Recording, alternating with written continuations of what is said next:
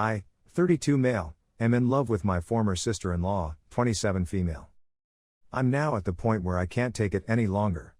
I've been in love with this lady for a long time, maybe a couple of years, and I'm not sure if I should end it or try to create anything with her.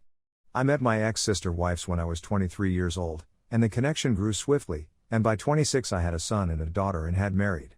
However, my ex-wife had an affair within months of our marriage, and to make matters worse, the guy she strayed with had gotten her addicted to heroin.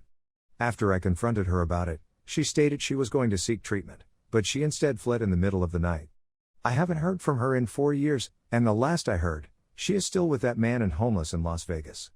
I'm not sure how accurate that is, but with my emphasis on keeping it together for the kids, I don't have the time or desire to track her down after what she did. In the end, I got a divorce in my absence. After the incident, though, I had a really nice connection with my in-laws. Every other weekend, my kids stay with their grandparents on that side, and they still treat me like a son. I still attend to Christmas parties and well liked by the family. Nobody speaks about my ex anymore, mostly to avoid worrying my children. My eldest, my son, is deeply affected by his mother's departure. He's now 9, and I had to get him counseling when he told me he wished his mother was dead. She had been verbally abusive at the end, when he was around 5 or 6 years old. Anyway, in the year after my ex's departure, her sister and her boyfriend began visiting the kids often. They knew I worked a lot and would babysit as practice since they wanted to have their own children. My kids adore them and have been spoiled by them, which I didn't mind since we could all need a little cheer. They married and were madly in love. Her spouse, on the other hand, was killed in a job accident soon after the birth of their daughter. As one can expect, it has been tremendously difficult and unpleasant for everyone concerned. I followed my sister's lead and started taking her kid to give her time to herself when things were too much to handle or she needed alone time. She's been in bereavement counseling for a few years, but she still wears her ring and says she can't picture ever dating again. I speak to her about him a lot, and she's come a long way, but she's still madly in love with him. I can't comprehend the suffering she's going through. We've been a more consistent presence in each other's life over the previous 2 years.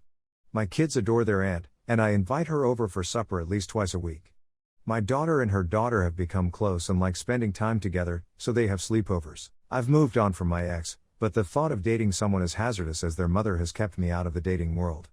I'm not sure when it occurred, but I gradually started to soften toward my Sil. She's a wonderful mother in light of what's happened to her. She's one of the nicest individuals I know, and her sense of humor constantly makes me smile and laugh. Then I realized I was physically drawn to her. I've always felt a little terrible about it since her late husband was a dear friend, and she's clearly still in mourning, so I've kept it to myself. We've spent more time together since COVID began, since social alienation has caused us to lose touch with most other people. Nothing romantic has ever been addressed, and I try not to flirt, but last week after the kids went to bed, I prepared us a few drinks, not enough to be drunk on, but she said she'd rather stay the night, so I took her sofa. This morning, I woke up to breakfast, and the 4 of us felt like the kind of family I've always wanted. She even kissed my forehead, something she doesn't usually do. I still didn't say anything, but when she went, I discovered my kid in his room, calmly playing with his toys. I asked him if he was okay since he seemed upset. He tells me plainly, as only a child can, that he desires. Sil was his mother's name. I sat down with him and asked him why he felt that way, and he told me a long list of reasons, including her being polite to him and the fact that she never screams at him. He enjoys visiting her at his grandparents' house, and she enjoys drawing drawings with him, something I had no idea they did. By the end, my heart, which was already fluttering for this lady, had become much more tense. When I sent them off with their grandparents on a visit, I attempted to broach the matter with her parents to get a sense of how people might react. I made a joke about her and I behaving like a married couple at times, and they didn't laugh. They were sort of standoffish, nice, but either they know something or they don't approve. It's becoming too difficult for me to ignore or pretend it's not bothering me. I'm madly in love with her. Either I have to kill it and stop thinking about her, or I have to find a method to get past this position and tell her everything. If anybody out there has any advice on how to approach a widow, particularly one who was married to a buddy, with this kind of aim, I'd be grateful. Update: oh my god, this actually blew out. First, thank you for all of the amazing prizes. I'd react to your posts, but they closed mine, which irritates me since I want to respond to as many people as possible. Thank you for all of your love and support. I'm in love with an angel and will keep you updated. Anyway, does anybody know of a subreddit where I could post this that won't get locked? I'm sorry that folks took the time to leave me messages and that I can't respond or communicate with them. When I checked this, I was like, holy hell. I need to get supper and the kids to bed, but if anybody could recommend a site to publish updates in the future where things aren't so stringent, I'd be grateful. First and foremost, I'd want to thank everyone who provided me advice on how to continue, as well as thoughts and things I may possibly say to my ex Sil. That's what I ended up doing. Shortly after I made the first post, I realized that my children were spending Sunday night at their grandparents' home, and that they usually invite my niece, Sil's daughter, to join them. I permit these bi-weekly visits because I believe it is critical for them to establish a positive connection with their mother's parents. Sil, on the other hand, lets her kid go since she adores playing with my daughter. So I figured we'd both have a free night. Normally, I'd play game or go to the gym an additional night, but I felt it would be the ideal time to Sil without the kids around. So I texted her, "Hey, kids are out this Sunday, was thinking you may like to have supper." It was a reasonably fancy restaurant that reopened for outside dining about 2 months ago. I never invite her out to dinner, and we're nearly never alone together unless there's a kid in the next room. She replies she'd love to, and my worry begins to set in since now I have to act on my emotions. When I inquire whether she'd rather meet at my house and take one vehicle or meet at the restaurant, she replies she'll come by my house first. I'm a little cleaner than usual, dressed up but not overdressed. She arrives, and my God, she's wearing a really gorgeous evening gown with makeup, not something she normally wears. "You look really gorgeous." I had to have been slack-jawed for a second, haha. We make small conversation and congratulate one another on how we look, but I still don't have the courage to bring up the subject, and she isn't pressing it. Dinner was fantastic, and they had a live jazz-type ensemble performing. I will definitely return to this location. She says this is the first time she's truly had an adult social event that didn't include her kid in a few years, and I say it's about the same for me. We're laughing, joking, conversing, and casually caressing each other here and there. I can't seem to find my nerve, and I'm frightened of sabotaging this moment, so I simply settle for having fun. But as we're walking away, my mind and I'm like, it. And as we rise to return to the vehicle, I offer her my arm, and we stroll back to the car arm in arm, no awkwardness, no one noting it. I open her door and want to drive her back to her vehicle. She comes to a halt as I open the door.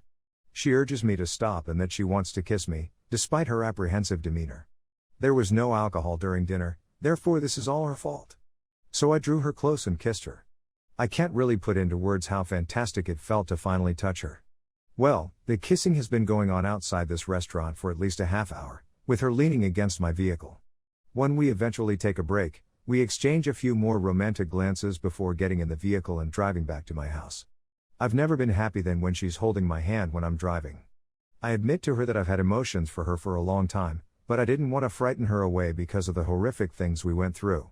She tells me she's been carrying a flame for nearly 6 months.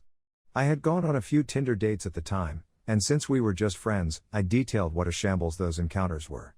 She tells me that she became incredibly envious and irritated that I was seeing these females, and that it was about that time that she realized she had formed emotions for me. As it turned out, I didn't contact her because of her late husband, and she didn't approach me because she was scared I'd see too much of her sister, my ex-wife, in her and hate her for it. After we came home, I let her in, and we chose to resist the need to get right into bed and instead sat on the sofa hugging and chatting about what we needed to do to make this a functional relationship. There were a few tearful moments there. We discussed a bit about her late spouse and where she is in the grieving process, and I told her that I don't want to hurry her and that if she needs time, I'll wait as long as she needs me to. She says she feels like she's at a position where she can love again, that she's gone beyond feeling guilty for having emotions for me, which was a problem for her. She then brought up her sister, as well as the obvious issues raised in the comments section. What would we do if X ever showed up around here again or tried to re-enter my children's lives? What if she returns transformed and apologetic? Would I accept her back? I told Sil that it was a no-brainer, that I'd forgiven her for cheating on me, but I'd never forgive her for what she did to my baby. Before his mother began cheating, using, and lashing out at him, he was a sunshiny and joyful youngster. He's doing better today, but his demeanor and negativity for someone so young bothered me for a long time.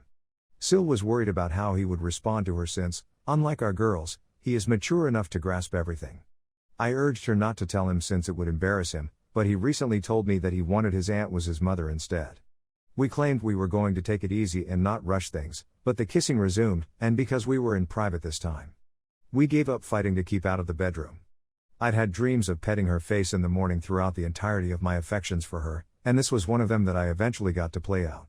Moving ahead, we will develop date evenings and seek to strengthen our already solid foundation. When we finally inform our friends and family that we're a relationship, we're going to do it jointly.